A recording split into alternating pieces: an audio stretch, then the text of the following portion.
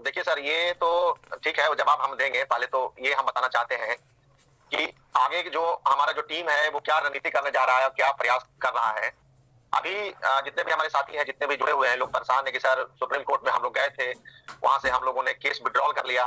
Withdrawal करने के बाद सर लगभग 15-20 दिन का समय होने जा रहा है सर, इस मामले में क्या हो रहा है। तो मैंने समय समय पे सभी साथियों को सारा अपडेट बताया है कि इस मामले में ये हम करने जा रहे हैं। आज पुनः मैं इसको दोहराना चाहता हूँ। देखिए, जब सुप्रीम कोर्ट से डिसीजन आने के बाद आदमी को उस केस से बहुत उम्मीद था कि भाई मामला तो हमारा सुना जाएगा, लेकिन आपको पता ही है कि जिस बेंच में मामला गया, हिमा कोहली मैम के बेंच में मामला गया, उस बेंच में ऑलरेडी वेस्ट बंगाल का मामला जा चुका था और डिसीजन दे चुकी थी कि वेस्ट बंगाल हाईकोर्ट जाइए। वही डिसीजन हम पे भी थोपा गया और आजकल सुप्रीम कोर्ट में डायरेक्ट 32% पे सुनवाई लोग नहीं कर रहे हैं। लेकिन दो विकल्प है, एक तो आप रिट लेकर डायरेक्ट जाइए और दूसरा विकल्प है कि एसएलपी के थ्रू जाइए। दो विकल्प में आप सुप्रीम कोर्ट में जा सकते हैं। यदि मामला में डिसाइडेड मामला है, हारा हुआ मामला है, तो उसमें दो विकल्प के रूप में आप जा सकते हैं। तो एक विकल्प के रूप में मैंने यूज कर लिया। 32 पे हम लोग गए सुप्रीम कोर्ट डायरेक्ट जाने के लिए। यदि हो सकता था हमारा बात को सुन लिया जाता, कंसिडर कर लिया जाता, तो अभी तक सुनवाई होकर परिणाम कुछ और होता। लेकिन एक विकल्प जो है हम लोगों ने गवा दिया। दूसरा विकल्प है एसएलपी।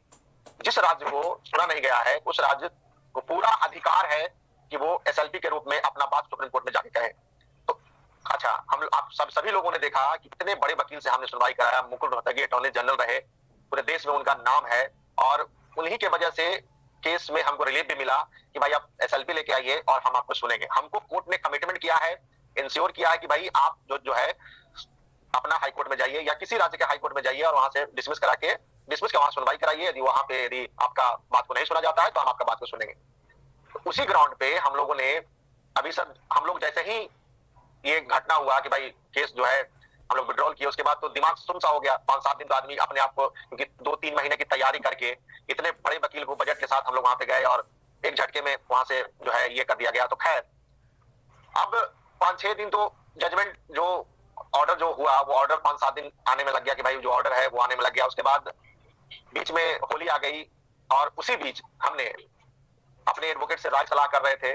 मुकुल रोहतगी सर के ऑफिस में बात कर रहे थे कि सर इसको कैसे करना है, क्या करना है। तो उन्होंने कहा कि आप पटना हाईकोर्ट में और जो राज्य आपसे जो राज्य में पटिशनर है और इसमें जुड़ना चाहते हैं उस राज्य से आप जो है रीड कीजिए और उसको डिसमिस कराइए, करा के हमारे पास पुनः आइए। तो हमने देखा कि हमने टीआरई 3 का ऑलरेडी केस किया पटना हाईकोर्ट में, उसकी सुनवाई नहीं हो रही है। और कई ऐसे केस हैं जो पटना हाईकोर्ट में धीमी सुनवाई हो रही है। यदि हम पटना हाईकोर्ट के भरोसे रहते हैं तो सुनवाई हो सकता है कब हो हमको भी नहीं पता। तो हमारा टीम और हम लोगों ने तय किया कि क्यों ना हम वेस्ट बंगाल हाईकोर्ट में सुनवाई कराएं और वेस्ट बंगाल हाईकोर्ट में जो है मामला को दर्ज कराएं, वहीं से डिसमिस कराएं, क्योंकि वहां के अभ्यर्थी भी हमसे जुड़े हुए हैं। तो उसमें एक और बात छन के आई, एक और बात सामने आई। बात यह सामने आई कि वहां पे ऑलरेडी एक केस किया गया था जो डिसमिस होकर रखा है पहले से।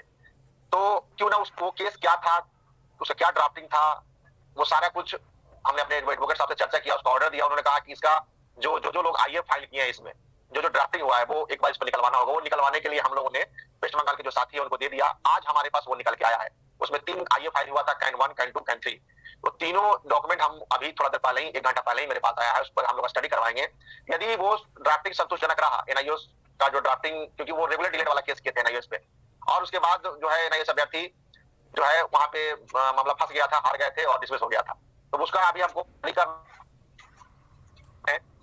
तो एक सेकंड होल्ड की जगह रोहित जी जरा है, जो टीआरई 2 के अभ्यर्थी है, टीआरई 1 के हैं या जो वेस्ट बंगाल के अभ्यर्थी है, जो हमसे जुड़े हैं, जो पार्टी है, जो जिनकी तुरंत नौकरी होने वाली है, वो चाहते हैं कि सर हर हाल में हमको केस जीतना है, इसमें सर कोई भी चूक मत कर दीजिए। एक तो भाई हमने रेट लेके गया, रेट डिसमिस हो गया, सॉरी डिसमिस बोल रहे हैं, विड्रॉल हो गया। दूसरा है कि अब हम एसएलपी, एक अंतिम उपाय एसएलपी है, और एसएलपी में यदि हमको कामयाबी नहीं मिला तो आप मान के चलिए कि यह डिग्री मुश्किल हो जाएगी।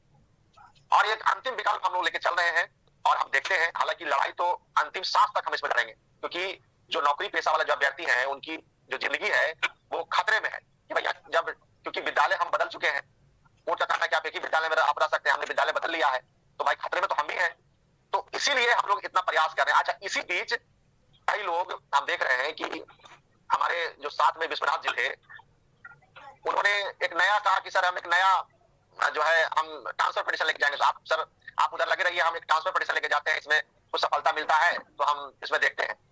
तो अब बात ऐसा है कि कोई भी व्यक्ति यदि एनआईएस के लिए कोई काम करता है तो हम भाई ठीक है भाई, आप कीजिए, कोई दिक्कत नहीं है, आप जैसे हम कर रहे हैं। यदि हमारे साथ कोई और पार्टनर यदि कोई काम करना चाहता है तो करे। लेकिन हमने ट्रांसफर पिटीशन के बारे में समझना चाहा कि क्या है ट्रांसफर पिटीशन और कौन आपको बोला है। तो उन्होंने कहा कि हमारे वकील ने कहा है कि ट्रांसफर पिटीशन जितने राज्यों में जो मामला लंबित है उसको हम लेके जाएंगे, ट्रांसफर पिटीशन के माध्यम से सुप्रीम कोर्ट सुन लेगा। तो भाई इस संबंध में अपने एडवोकेट से बात की। हमने बोला कि सर ट्रांसफर पिटीशन क्या है, क्या ट्रांसफर पिटीशन से भी कुछ रिलीफ मिल सकता है क्या? तो उन्होंने कहा कि ट्रांसफर पिटीशन जो है तभी जो है ट्रांसफर पिटीशन तभी ट्रांसफर होता है जब सुप्रीम कोर्ट में कोई मामला जो है विचाराधीन हो, सुनवाई हो रहा हो।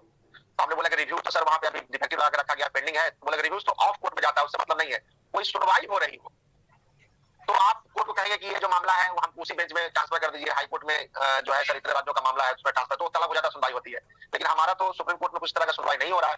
तो हमने विश्वनाथ जी को फोन किया कि भाई हमारे वकील साहब ऐसा कर रहे हैं, इसमें जरा क्रॉस चेक कराइए, हमको जरा आपके वकील साहब क्या कर रहे हैं तो बात कराइए।